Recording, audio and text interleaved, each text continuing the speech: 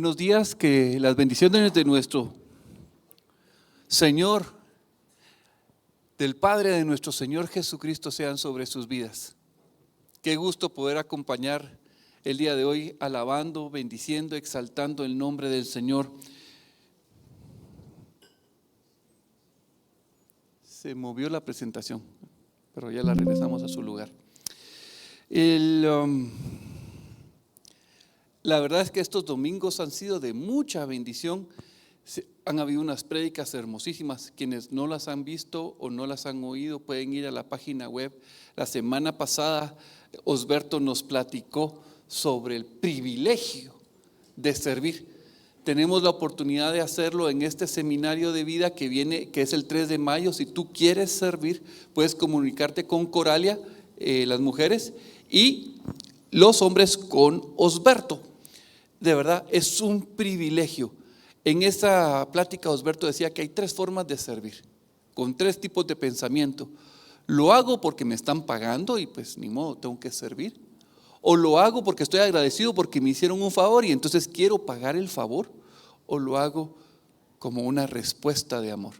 Eso es un fruto de vida. Y cada uno tiene eso en su corazón. Tiene que elegir con qué tipo de actitud va a servir al Señor, número 1. Luego la semana antepasada, si no estoy mal, fue Carol. Me encantó la prédica, yo no sabía, miren, de verdad fue una prédica con mucha instrucción sobre la Odisea. Yo no sabía que la Odisea significaba el derecho de la gente, el derecho del pueblo. Y de laos viene la palabra laicos, que lo que significa es gente. Pero entonces se hace una separación de laicos con los que están comprometidos. Entonces a los laicos se les dice, sí, ellos creen, pero no están tan comprometidos como lo está el otro grupo de personas. Miren, yo cuando lo oí decía, qué tremendo el significado de las palabras y uno es desconocedor de ellas. Pero lo que más me impactó es que la Odisea pensaba que era rica, que tenía todo, que no necesitaba de nada, no necesitaba ayuda de nadie. Y entonces Dios le dice, tú no sabes tu verdadera condición, eres una desventurada, una miserable, una pobre, ciega y desnuda. Wow, toda la descripción que le da el Señor a la iglesia de la Odisea, y ella pensaba que estaba bien, pero no conocía la condición de su corazón. Y el Señor quisiera que o fuera caliente o que fuera fría, pero su condición era de tibia. Miren, confrontativa, también está en la página web. Y me encantó la prédica anterior a esa, que era el camino de Caín, el error de Balaam y la contradicción de Coré. 3 personajes que están en el libro de Judas y de verdad confrontativa. Yo creo que muchas veces cuando agarramos la palabra cometemos un grave error. Usamos la Biblia como espada para transgredir la vida de otras personas y señalar la falta, el error, la transgresión que otros hacen. Yo lo he hecho, yo no sé si ustedes, pero usamos la palabra de una forma errónea y lastimamos.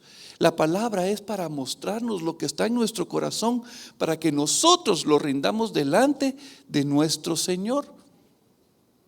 El problema es que la usamos más hacia afuera y nos señalan a un mentiroso.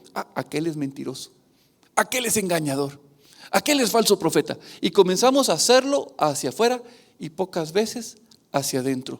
Y cuando nuestro hermano lo presentó, de verdad lo presentó de una forma muy hermosa, la cual nos hacía ver que el camino de Caín estaba aquí, el error de Balaam aquí está, y la contradicción de Coré aquí está.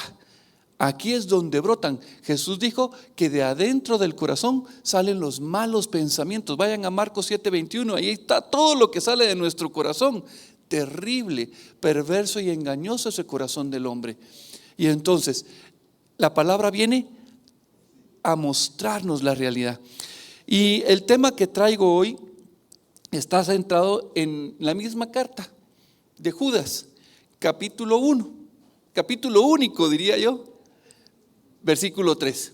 Si me pueden acompañar, quisiera que leyéramos, si pueden abrir sus Biblias, el versículo 3 tiene una palabra clave.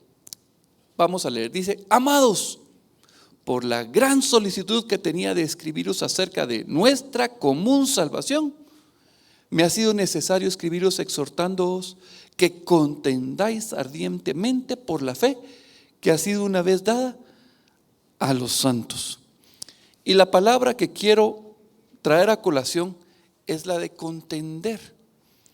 Y contender implica batalla, implica pelea, ir en una posición de defensa, de ataque. Y el problema está en que nosotros no entendemos lo que significa atacar de la misma forma que lo hace el hombre espiritual, que lo hace el Señor. Por ejemplo, fíjense, yo creo que aquí todos hemos contendido de alguna manera, ¿sí? Por lo menos de miradas, cuando alguien, hasta hacemos el, o de repente ya comienzan los gestos y un poquito más, o de repente ya comenzamos con palabras, no, mi opinión, y comenzamos a tratar de defender nuestra posición, y de repente se nos acaban los argumentos y pueden salir hasta expresiones no adecuadas, y de repente ya no son expresiones, ya sale el Bruce Lee que lleva uno adentro, y ¿verdad? No sé si a alguno se le ha salido tal vez no tan ahorita, pero sí algunos añitos atrás. ¿Alguna vez se peleó? ¡Ja! ¿Verdad que sí? Bueno, tal vez no con los puños, o tal vez solo fueron con miradas o con la expresión. Miren, hace ¿qué les diré? Unos 12 años, yo me recuerdo, me invitaron al colegio a celebrar el Día del Padre, iba con Daniela. Y nos sentábamos, se sentó mi hija y yo a la par, y enfrente de ella una compañerita y su papá. Ellas comenzaron a discutir. Mi papá es más inteligente. No, el mío es más inteligente, pero mi papá es más fuerte. No, el mío es más fuerte. Y miren, se acaban cada una, y el papá de la niña y yo nos volteábamos a ver como, no vamos a ponernos a pelear, ¿verdad? No. Pero fíjense que él era de mi estatura, tal vez unos 2 centímetros más alto, pero no solo era la altura. Miren, yo estaba pesando entre 180 a 190 libras en esa época, y él bromeaba diciendo: hace 200 libras que no te veo. Era bien gordito, o sea, él estaba pesando casi las 380, 300, era bien gordito. Y entonces, él era su forma de bromear: hace tanto libras que no te veo. Y entonces las niñas seguían peleando en su discusión, y nosotros nos veíamos, hasta que de repente la niña le dice a Dani: pero mi papá es más gordo. Y Dani: no, sí, tu papá nos ganó. Ahí sí, tu papá es más gordo. Y entonces solo soltamos la risa, pero fue la discusión.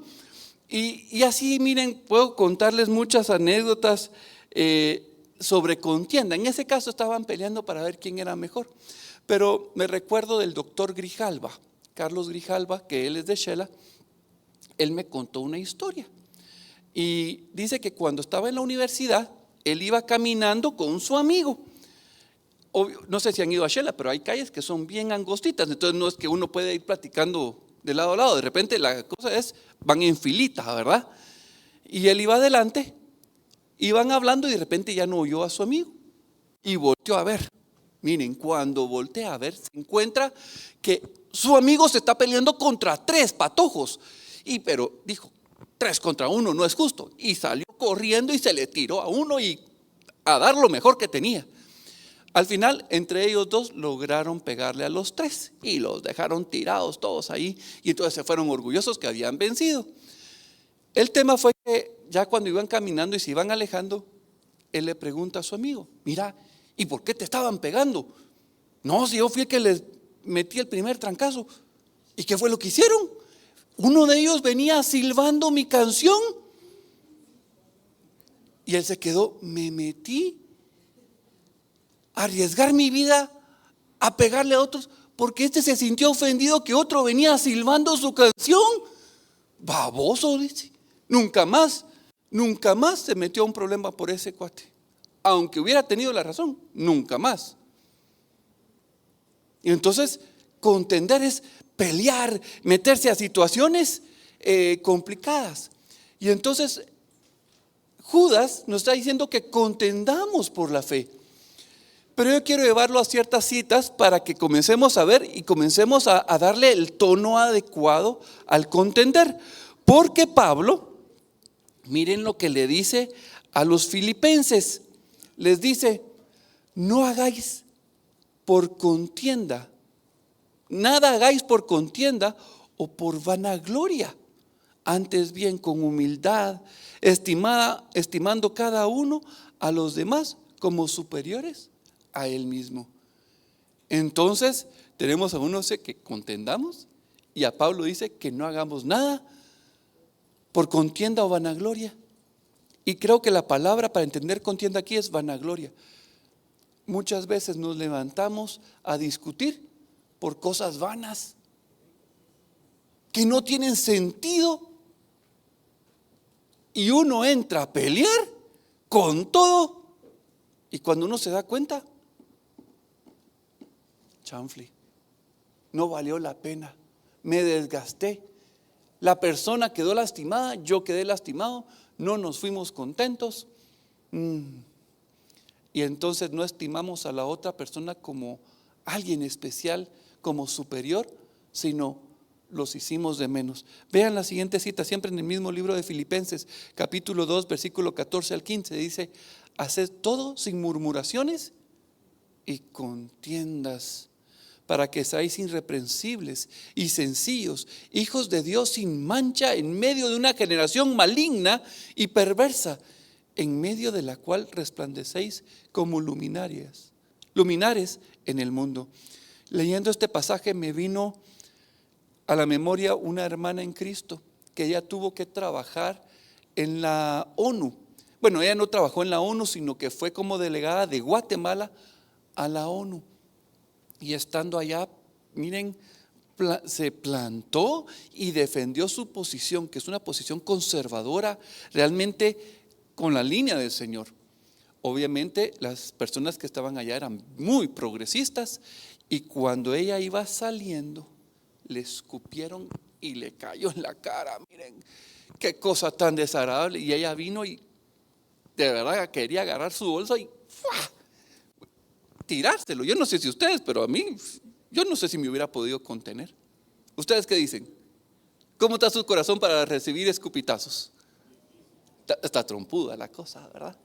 Bueno, ella se sostuvo, y ¿sabe qué es lo que vino a su mente?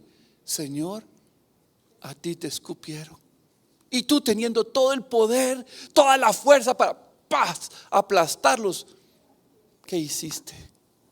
Con humildad cargaste la vergüenza, el oprobio, porque sabías a dónde ibas y qué ibas a hacer.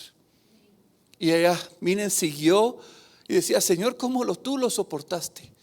Y se lo tuvo que entregar. Señor, yo no puedo, yo estoy llena de ira. Se lo rindió al Señor. Y cuando ella me lo contaba, decía: es cierto, estamos en una generación maligna y perversa. Y si ella hubiera regresado el bolsazo, ya se imaginan las noticias, ¿verdad? Una mujer cristiana hablando de aquí, y usan de todo. Y entonces el mantenernos sobrios ante estas situaciones. Curioso, ¿verdad?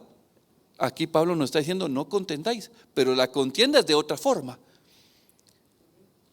Segunda de Timoteo 2:14 dice: recuérdales esto, exhortándoles delante del Señor a que no contiendan sobre palabras, la cual para nada aprovecha, sino que es para perdición de los oyentes. Y cuando leí esto me recordé del caso de otro hermano con el cual salíamos a predicar a las calles. Él me enseñó muchísimo, Luis Cepeda. Él, de verdad, él tiene ahorita 38 años, pero desde patojo comenzó a predicar y tiene una habilidad para los debates impresionante. La cosa es que una vez llegaron a su casa, tocaron a su puerta unas personas que eran de otra religión, y entonces él dijo: este es el momento para evangelizarlos, pasen adelante. Y cada uno sacó sus mejores argumentos y comenzaron. Y la verdad es que él es muy hábil hasta que los pobres patojos no tuvieron ningún argumento. Y le dijeron: mire, la verdad usted sí sabe mucho de la Biblia, muchísimo. Nosotros no sabemos cómo responderle a usted. Tal vez otro día podemos traer a otro de la iglesia que sepa más para que pueda platicar. Tráigalo, dijo. Y entonces se fueron. Y él, cerrando la puerta: Señor, nos fue bien. No nos fue bien, porque tú estabas buscando tener la razón, demostrarles que tú tenías la verdad, no mostrarles la verdad. Ellos se fueron con un corazón más endurecido y más en contra de recibir nuestra palabra, de recibir mi palabra, porque tu posición fue a demostrar que tú tenías la razón. Y entonces el Señor, perdón, porque contendí por los motivos equivocados. Y entonces aquí es donde tenemos que ir descubriendo delante del Señor cómo debe de ser esta contienda. Por lo menos ya vamos viendo situaciones en las que no debemos contender o discernir, ¿verdad? Segunda de Timoteo 2, 23, 26 dice: pero desecha las cuestiones necias e insensatas, sabiendo que engendran contienda, porque el siervo del Señor no debe de ser contencioso, sino amable para con todos, apto para enseñar, sufrido, que con mansedumbre, miren qué interesante, corrija a los que se oponen, por si quizás Dios les conceda que se arrepienta para conocer la verdad y escapen del lazo del diablo en que están cautivos a voluntad de él. Me recuerdo, esta cita cuando la leía me recordé de otro caso, porque me encontré con una persona que tenía muchísimos años de no verlo, como unos 25 años. Y cuando lo vi, nos vimos con mucho cariño, nos dimos el abrazo, nos sentamos a comer juntos y me comenzó a hablar que su esposa era católica, pero que él creía, él no comía carne porque era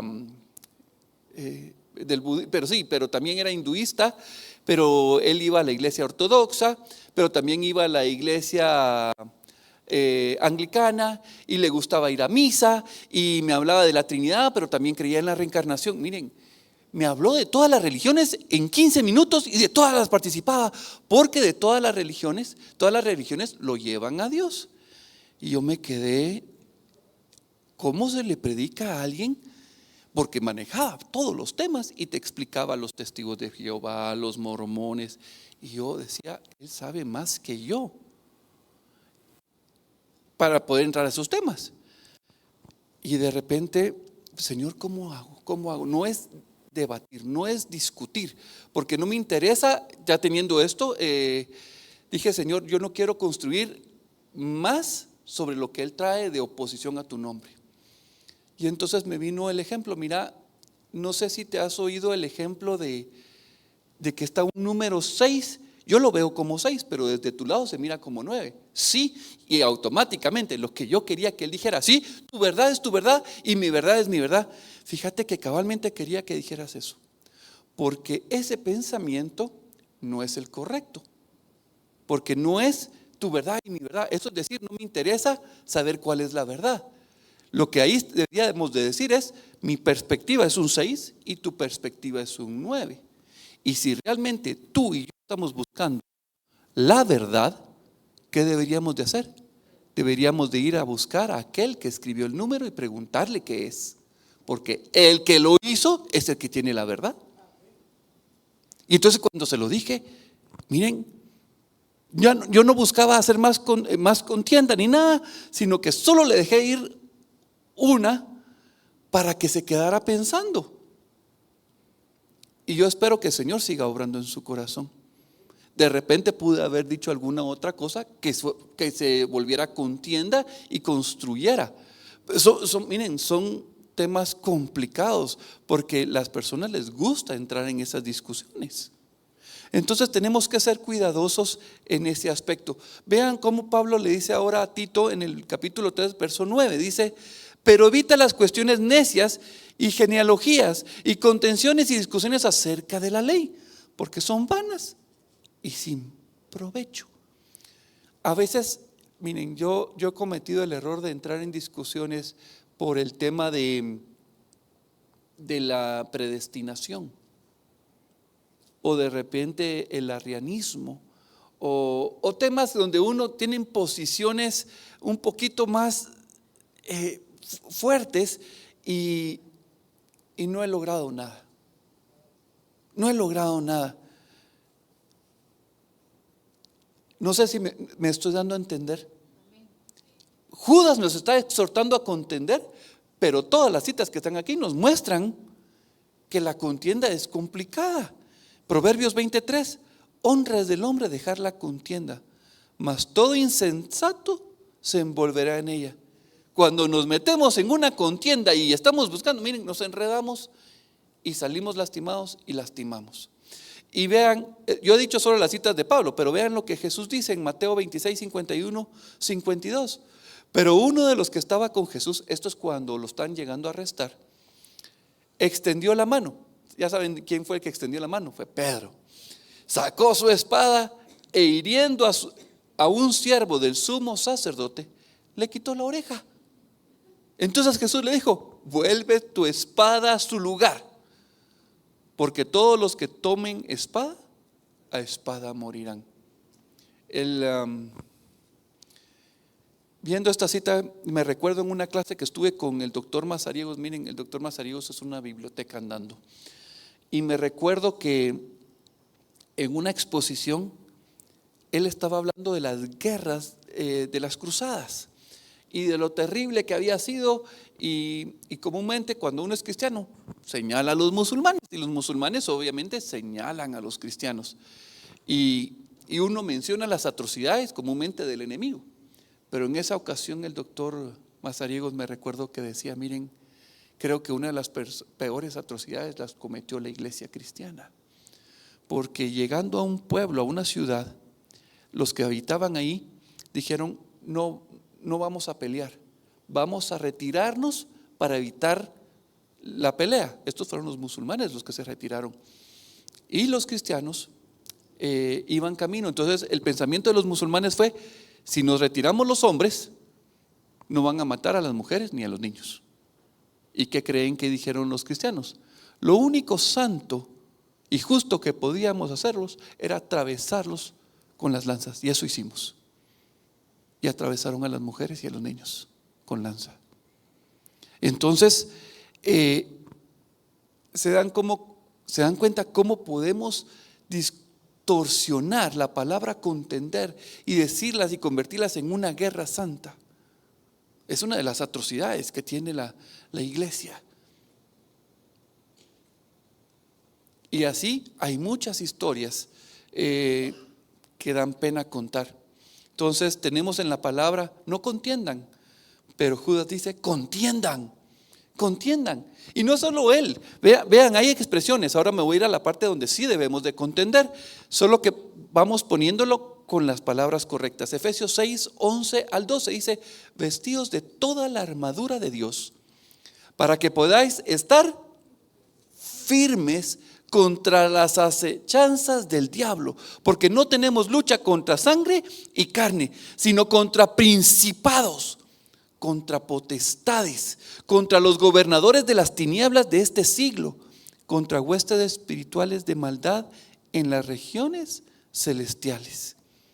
Entonces nuestra contienda no es contra una persona, miren, es contra las acechanzas del diablo. Entonces tenemos que estar firmes, porque el diablo también es descrito como un león rugiente que está viendo a quién devorar. A mí me gusta la analogía, porque el león, yo nunca lo he visto comer carruña, ¿o sí? A él le gusta la carne fresca. Él está buscando devorar a los que están vivos, no a los que están muertos. Entonces Los que están vivos tenemos que estar listos porque el enemigo está buscando de qué manera atraparnos. Vean lo que dice Santiago. Santiago 4, versículo 7. Dice: someteos pues a Dios, resistid al diablo y huirá de vosotros. Hay una pelea, hay un campo de batalla. Miren, el diablo dice que lanza dardos. Por eso tenemos el yelmo de salvación, tenemos el escudo de la fe. Estaba escribiendo sobre el escudo de la fe y decía: ¿cómo se hace que el escudo de la fe sea más fuerte? Bueno, ¿cómo viene la fe a mi vida? Romanos dice que por el oír, y el de oír la palabra, viene la fe. Y entonces significa, ¿le creo a lo que Dios ha dicho? Si yo creo a lo que Dios ha dicho, es un escudo. Si no creo a lo que Dios ha dicho, no tengo escudo. No tengo cómo defenderme. Y entonces, ¿cómo resistimos al diablo? Porque miren, el ataque del diablo viene hacia nuestro corazón, hacia nuestra mente. Y el campo de la mente es uno de los campos de batalla preferidos del enemigo. Tú no sirves, no vales nada. ¿Y qué creen? Uno comienza a pensarlo. Soy torpe, no soy inteligente, yo no tengo las habilidades. Pero ¿qué dice la palabra? Todo lo puedo en Cristo que me fortalece. Todo lo puedo en Él, si son sus planes y no los míos. Entonces el resistir, comienza una batalla en nuestro corazón. Y esta cita me encanta, porque en 1 Corintios 9, vean lo que dice. Y este es Pablo: así que yo de esta manera corro. Él está hablando de una competencia. Él viene haciendo una explicación sobre los juegos que se hacían en Grecia. Y él dice: no corro a la aventura. Correr a la aventura significa, aquí está la pista y salgo corriendo para acá, o salgo corriendo para atrás. Eso es no saber para dónde voy. No, yo sé a dónde voy. Luego dice: de esta manera peleo, no como quien golpea al aire. ¿Vieron la película del hombre invisible? Que es malo. Y toda la gente está tratando de pegar por todos lados y no saben, están pegando al aire. Están pegando al aire porque no saben contra quién están peleando. Pero dice: sino que golpeo mi cuerpo y lo pongo en servidumbre, no sé que habiendo sido heraldo para otros, yo mismo venga a ser eliminado. Y cuando Pablo está diciendo golpeo mi cuerpo, no piensen ustedes que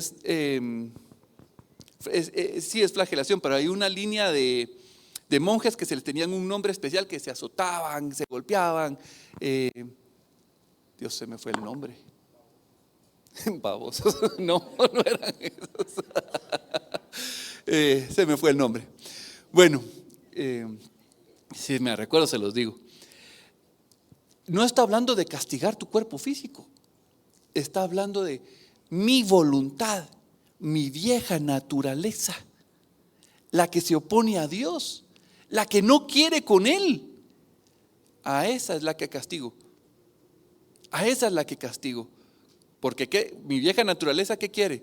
Prevalecer, quiere tener la razón, quiere que lo reconozcan, quiere que todos crean que no que crean, sino que vean que yo tengo la razón cuando está la contienda. Entonces él dice: no, yo no voy a buscar esa contienda. Y cada uno puede ir buscando en qué área trabaja su carne, y a esa es la que hay que castigar. Esa es la que tiene que morir.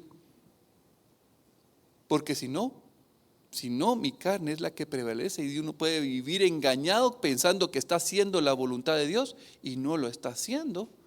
Como aquellos que dijeron: Señor, pero si nosotros expulsamos demonios, hacíamos milagros en tu nombre. ¿Y qué les dijo Jesús? Apártense de mí, hacedores de maldad, porque yo a ustedes no los conozco. Qué tremendo. Uno piensa que está trabajando para el Señor y el Señor no lo conoce.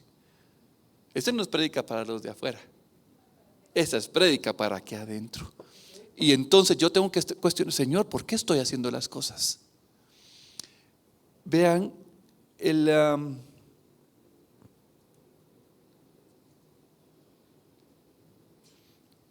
Judas, si ustedes van y leemos Judas otra vez, dice que él quería escribir sobre la fe en común. Eso quería él hacer. Él quería compartir. Miren lo que Jesús hizo en la cruz por nosotros. El amor del Padre, el amor del Hijo. Quien levantó a Jesucristo de las profundidades fue el Espíritu Santo por el poder de Dios. Miren, él quería compartir de esa gran salvación. Qué bonito es compartir de lo que Jesús hizo en la cruz, de su amor, cuando podemos testificar de cómo Él nos trata, cómo nos ama, cómo nos perdona. Eso era lo que Judas quería hacer. Pero resulta que él vio algo y dice: no, ya no les escribo sobre la común fe. Vamos a hablar sobre que tenemos que contender por la fe. Porque él estaba viendo cómo se estaban infiltrando personas en la iglesia. Tal vez no miraba la infiltración, porque nosotros estamos predicando para que la gente venga a Cristo, ¿verdad? Pero hay gente que viene y no tiene a Cristo. Y entonces Juan lo dice: salieron de nosotros, pero no eran de nosotros. ¿Por qué? Porque traían un mensaje contra Cristo, lo que se conoce como el anticristo, el espíritu del anticristo. Entonces, Pablo aquí, Judas, él está diciendo que él veía esa manifestación, porque estas personas que se habían infiltrado, como decía Jorge en esta prédica que dio del camino de Caín, el error de Balaam y la contradicción de Coré, él decía que el propósito de estas personas era aprovecharse de la libertad, de la gracia que Dios había dado, para convertir esa gracia de libertad en libertinaje. Ustedes pueden pecar ya libremente, no se sientan condenados, no hay necesidad de más pedir perdón. Jesús ya pagó una vez y para siempre, ya no hay necesidad de pedir perdón, ni de sentir la carga de condenación.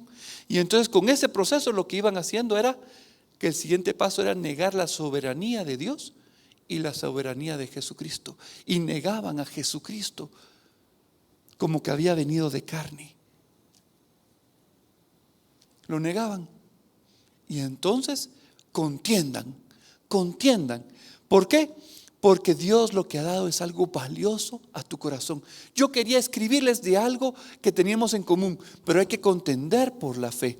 Pero vean lo interesante, quiero que vean esto, porque cuando él dice la común salvación, el autor de Hebreos dice en el capítulo 2, verso 10: porque convenía a aquel por cuya causa son todas las cosas y por quien todas las cosas subsisten, que habiendo de llevar muchos hijos a la gloria, perfeccionase por aflicciones al autor de la salvación de ellos. ¿Quién es el autor de la salvación? Jesús. Entonces encontramos que el autor de la salvación es Jesús. Y cuando hablamos de la salvación tenemos que ver a Cristo Jesús. Vean Hebreos 5:9. Y habiendo sido perfeccionado, vino a ser autor de eterna salvación para todos los que le obedecen. ¿De quién está hablando? De Jesús. Siempre. Entonces el autor de la salvación es Jesucristo. Pero Hebreos 12:2 dice: puestos los ojos en Jesús, el autor y consumador de la fe. Entonces miren que yo traté de hacer una comparación entre la común salvación y la fe de la cual está hablando Pablo. Dice: tenemos la común salvación y la fe. Pero la común salvación, ¿qué nos permite ver? La obra redentora de Jesús en la cruz. Y cuando hablamos de la fe, ¿a dónde tenemos que concluir? En la obra redentora de Jesús en la cruz. Estamos hablando de lo mismo. Los dos temas nos llevan al mismo punto. Pero la clave no es decir la fe o la salvación. La clave es entender en lo que quiere decir Judas al decir contender. Contiendan. Miren, a mí me dicen, mira, por ejemplo, ¿quiénes estudiaron en la Landívar? Ok, hay un buen grupo. Miren, tienen que ir a la Universidad Landívar. Los de la USAC van marchando contra la Universidad Landívar. Tienen que ir a defenderla. ¿Quiénes se van a ir a defenderla? Ja, ya vi que tú sí. La mayoría dijo que no. ¿Ok? Yo no iría. Yo no me expondría. Yo no sé qué es lo que están defendiendo y por qué están peleando. O si me dicen, mira, hay que salir a defender porque allá afuera se están robando el carro de los vecinos. Y los vecinos están armados. Yo me saldría a defender. No, quédense adentro, por favor, no salgan. Ahora vean la diferencia. Miren, afuera está Samantha y se la quieren secuestrar. ¿Quién no se levanta ahorita? Todos salimos pero despepitados. ¿Quién lo pensaría? No, quedémonos aquí adentro. Pongamos el hijo de alguien más, a Daniel. ¿Sí? Nosotros contendemos. Miren, podemos contender por cosas que no tienen valor. Y ahí entraríamos a ser unos necios, unos insensatos, peleando por cosas vanas. Pero aquí Él nos está llamando a que peleemos por algo que tiene valor, que tiene que tener valor. O sea, aquí estamos entre hermanos y yo supongo, asumo, deduzco que lo que yo tengo aquí en mi corazón y yo considero de gran valor, ustedes lo consideran de gran valor. Y eso es lo que Judas está haciendo. Miren, hay que contender por esto que se nos ha sido dado. Vamos a leer Mateo 13, que es la parábola tanto de la perla, del tesoro escondido, como el de la perla. Y mientras vemos esto, vean los detalles interesantes. Dice Mateo 13:44, es la parábola del tesoro escondido. Además, el reino de los cielos es semejante a un tesoro escondido en un campo, el cual un hombre halla y lo esconde de nuevo, y gozoso por ello va y vende todo lo que tiene y compra aquel terreno.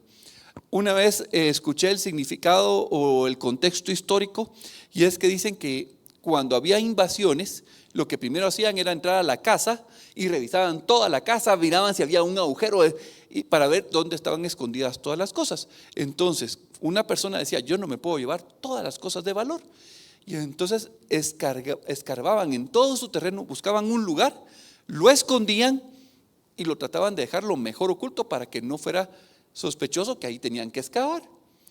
Entonces, esta persona, no crean que él estaba buscando un tesoro, sino que se topó con un tesoro.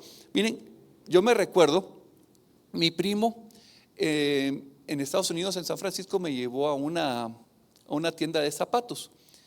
Y mientras que estaba viendo yo los zapatos, él me dijo, fíjate que una vez fui a una venta de zapatos usados y me vi unas botas preciosas. Me probé una, feliz, me quedó y me fui. Y cuando en la otra bota, que no me probé, y no miras que me salen $400. Bueno, no me recuerdo si fueron 400, $200, pero de todos modos, no importa. Eran usadas y venían con esa cantidad de dinero. Yo me imagino que el dueño anterior dijo, voy a esconder un dinerito ahí para algún día de emergencia. ¿Quién no ha escondido un poquito de dinero en algún lado por alguna emergencia? Todos hemos escondido dinero. Entonces, ese tesoro escondido puede estar en tu casa, puede estar en tu terreno, está escondido. Y me da risa porque fuimos con Sofía a predicar a la Landívar esta semana, y entonces ella traía su chaleco y iba a guardar los trucos con los que llevamos para comenzar las conversaciones. Y ella que trata de meter y no puede, está topando con algo. Revisa un billete a 20. Papá, y mete la mano, otro billete a 20. Se emociona. El siguiente es de a 100. Y dije yo, ese truco está buenísimo, yo quiero ver, ¿verdad? Y entonces, no, ya solo había uno de 20 y rapidito lo agarró ella, es mío. No sé cuándo lo dejó ella en su chaqueta y sintió la gloria con volver a encontrar ese dinero. Miren, encontrar algo y uno dice, este tesoro está en el terreno, yo no me lo puedo llevar, tengo que comprar el terreno para poderme quedar con el tesoro. Y entonces lo vuelve a esconder, lo tapa y se va corriendo y hace lo que puede para quedarse con ese gran tesoro. Eso es lo que nos está diciendo.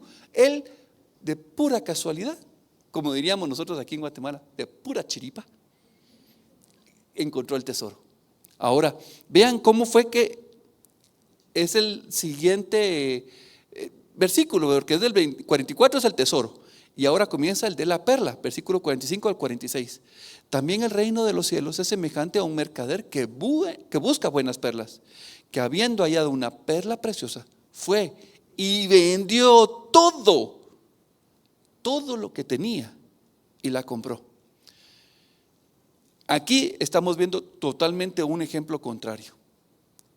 Uno no estaba buscando nada, se topó con el tesoro, y el otro sí estaba buscando la perla. Este buscador era alguien que sabía, que discernía, conocedor, y cuando veía una perla decía: esta perla está bonita. Había visto muchas perlas y de repente encontró esta perla hermosa, grande, bella, y decía: nunca en toda mi vida he encontrado una perla de este tamaño, de esta calidad, de este brillo. Esta tuvo que haber sido formada por muchos años. ¿Saben ustedes cómo se forman las perlas? En las ostras entra un granito de arena que las incomoda, y entonces comienzan a segregar una como lágrima, y esa lágrima va forrándola para que no lastime, y cada vez va formando más y la va forrando hasta que se vuelve grande. Comúnmente no son tan perfectas, tienen sus deformidades. Las que son bien bonitas y redondas ya están hechas, ya no son tan naturales. Pero imagínense una perla grande, perfecta, natural, de gran valor. Este hombre sabía lo que había encontrado. Jesús no está hablando, no exalta al hombre que encontró la perla. Miren, este hombre era fabuloso. No exalta al hombre que estaba buscando, pero tampoco hace de menos al hombre que se topó por accidente el tesoro. Lo que está resaltando es el valor del reino. Lo que ellos han encontrado es de gran valor. ¿Quién es el reino de Dios? Jesucristo dijo cuando comenzó su ministerio: arrepentidos, porque el reino de los cielos se ha acercado. Un reino no existe si no hay rey, y Él es el rey que se acercó. Él es el rey que se acercó. Y entonces, cuando hablamos de esa común salvación, de la fe que hemos recibido, ¿de qué nos está hablando? De ese don, de ese regalo, de ese sacrificio que está en nuestro corazón. Fue un alto precio que pagaron por ti y que pagaron por mí. Entonces, cuando Judas dice: hay que contender, porque lo que quieren robar es el gran tesoro que tú tienes en tu corazón. Y estas personas entran con engaños disfrazados. Miren, no solo es él, también Pedro, Juan, Pablo escriben de esto, y Jesús mismo dice que van a venir burladores, engañadores, falsos maestros, falsos profetas. Contiendan por eso que se les ha sido dado y que es de gran valor.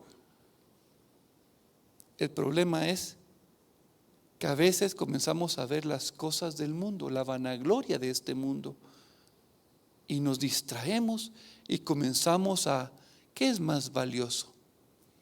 Un desayunito en la mañana y nos vamos a un restaurante, y entonces ya no venimos a la iglesia, porque el momento de la familiar, el compartir de la palabra, o de repente el trabajo, y dejamos de asistir a las coinonías, el lugar donde compartimos la palabra de Dios. Hebreos dice: no dejemos de congregarnos como algunos tienen por costumbre. Y comenzamos a darle más importancia al trabajo, al deporte, a la familia. ¿Qué otra cosa le podemos dar más importancia? Ay, estoy muy cansado. hoy sí me merezco quedarme en la casa y que me abrace Sabanás. Que me quedo bien abrazadito con Sabanás en la cama el domingo. No sé. Y el sacrificio que Jesucristo hizo. ¿Cuánto vale Jesucristo en tu corazón? ¿Cuánto vale ese sacrificio que Él hizo por ti?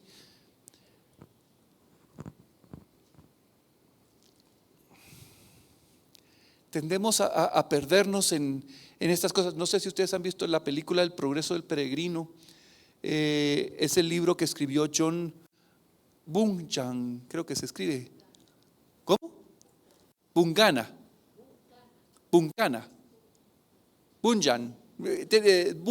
Bueno, no importa, ustedes pueden ir a San Google y quién escribió el libro del progreso del peregrino es John algo. Entonces, realmente él tuvo un entendimiento de la vida del cristiano. Es más, el personaje se llama Cristian, o cristiano en español.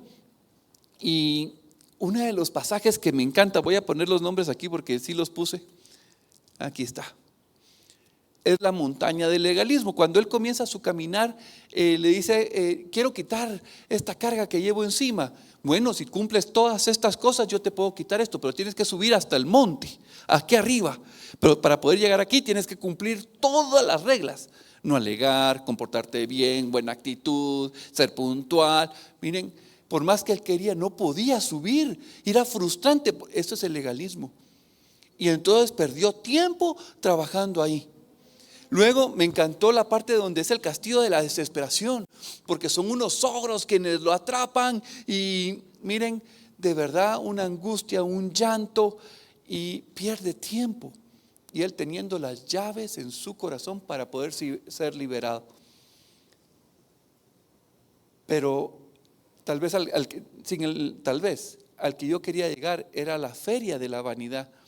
Cuando llega a la feria de la vanidad, no dice que todos los que han creído pasan, no, muchos de los que han creído y llegan ahí quedan atrapados en la vanidad de este mundo.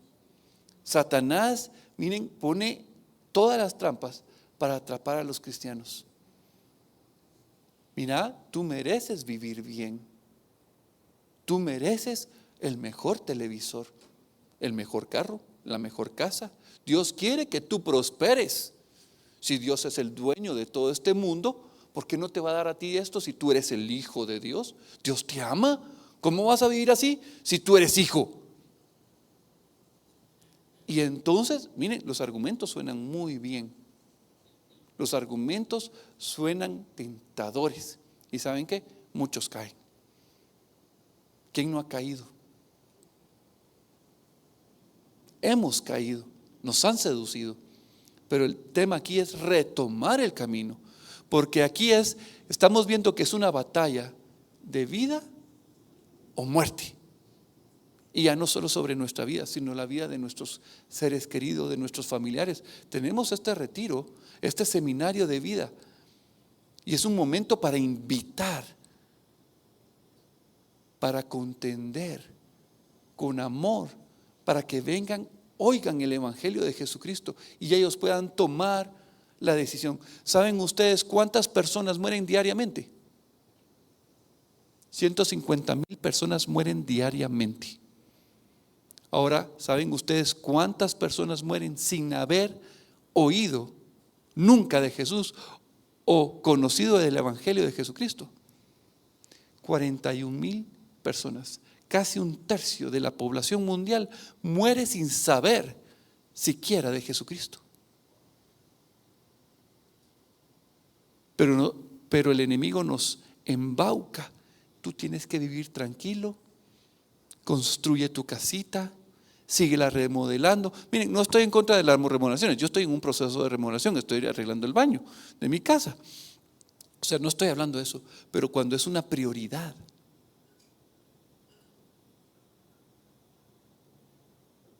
Entonces, ¿qué es eso que nos ha atrapado, que nos ha quitado la mira del reino de Dios?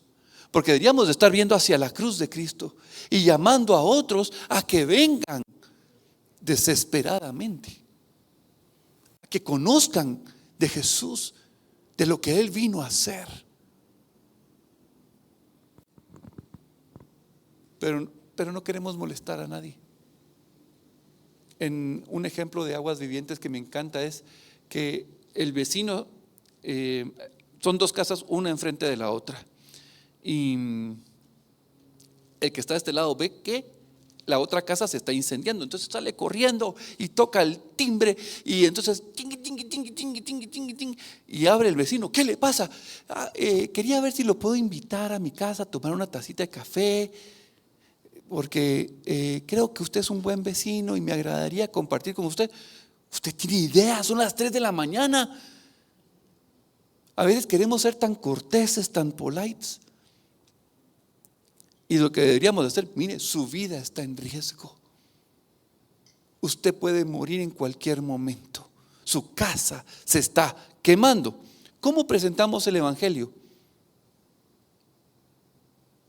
Es un tesoro lo que hemos recibido de vida, porque nosotros íbamos camino de muerte, y esa gran salvación es para nosotros grande. La tenemos que guardar para nuestra vida, pero también tenemos que llevar el mensaje a otros.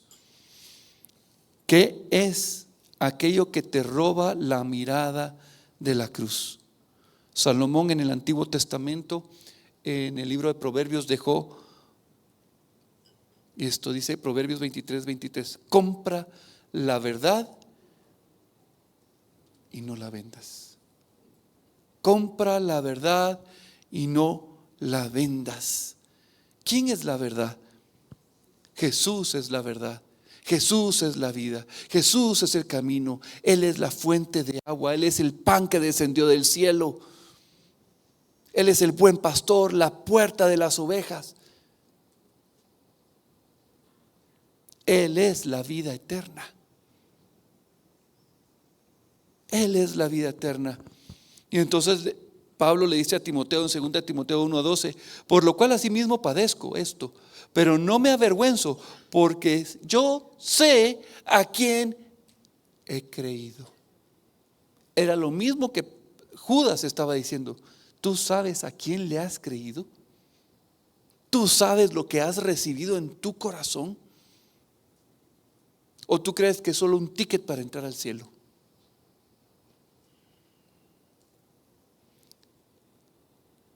Cuando dice compra la verdad y no la vendas, a la Odisea el Señor le dice: tú eres un pobre, un miserable, un desventurado, estás desnudo, estás ciego. Compra de mí, le dice. Y yo siempre he dicho: ¿cómo va a comprar si el pobre es pobre? No tiene nada, está desnudo. No puede decir a ver si encuentro una ficha en el bolsillo, ni siquiera, porque está desnudo. Pero hay una cita que me encanta.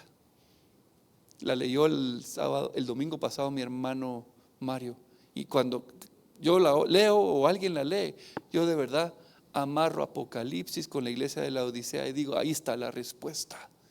La vamos a leer. Isaías 55:1-3 dice: a todos los sedientos, venid a las aguas, y los que no tienen dinero, venid, comprad y comed.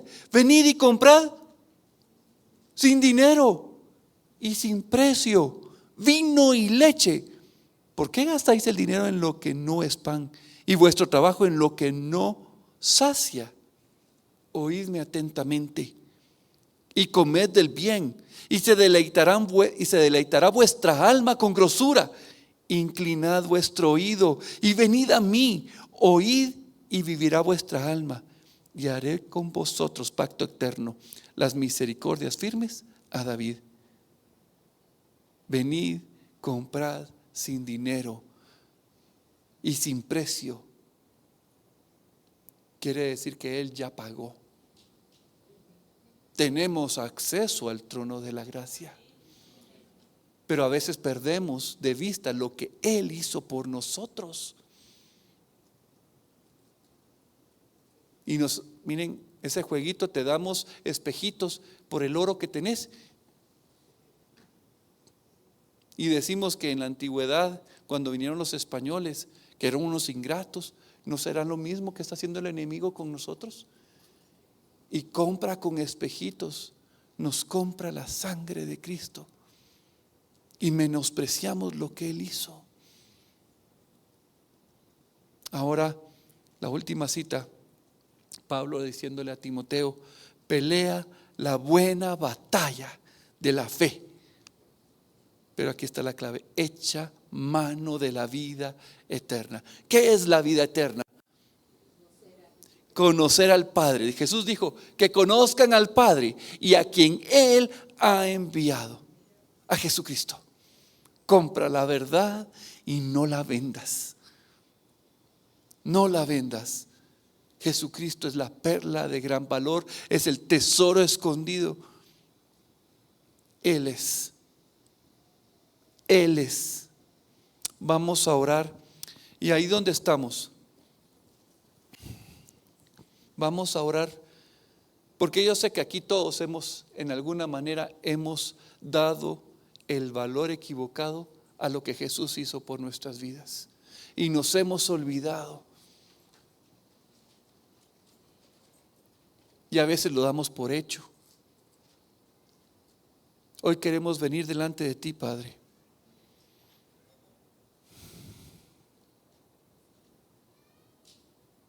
reconociendo que nos hemos separado, nos hemos alejado. Y como le dijiste a la iglesia de Éfeso, has perdido tu primer amor. Señor,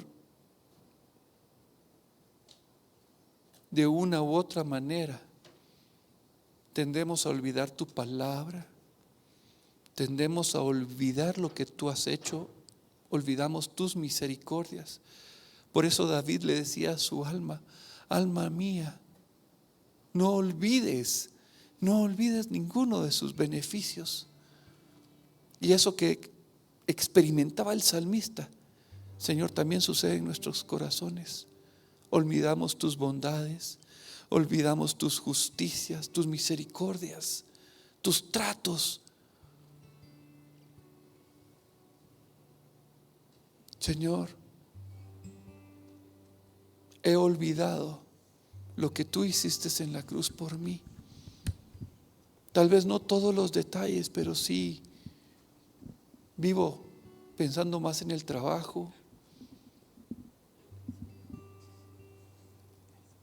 Yo quiero, Señor, volver a ese primer amor, volver a ver hacia la cruz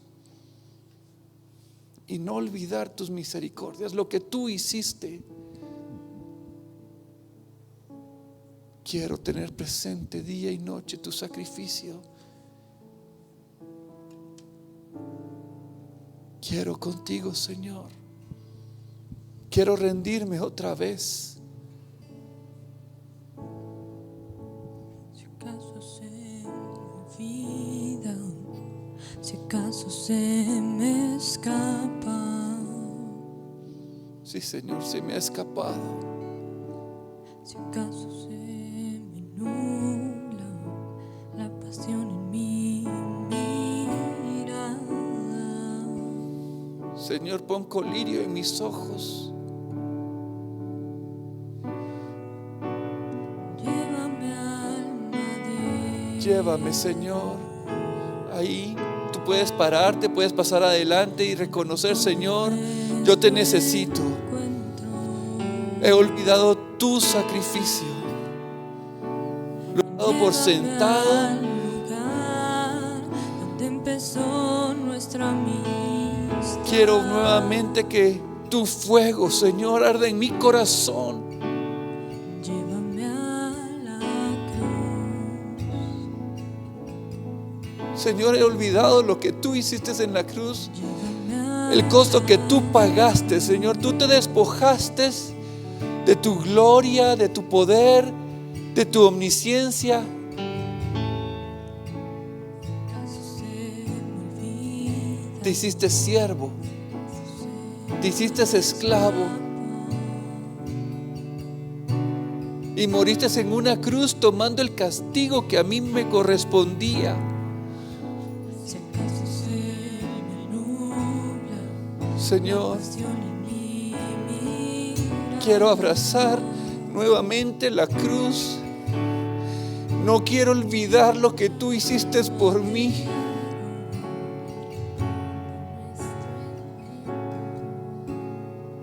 Quiero contigo, Señor.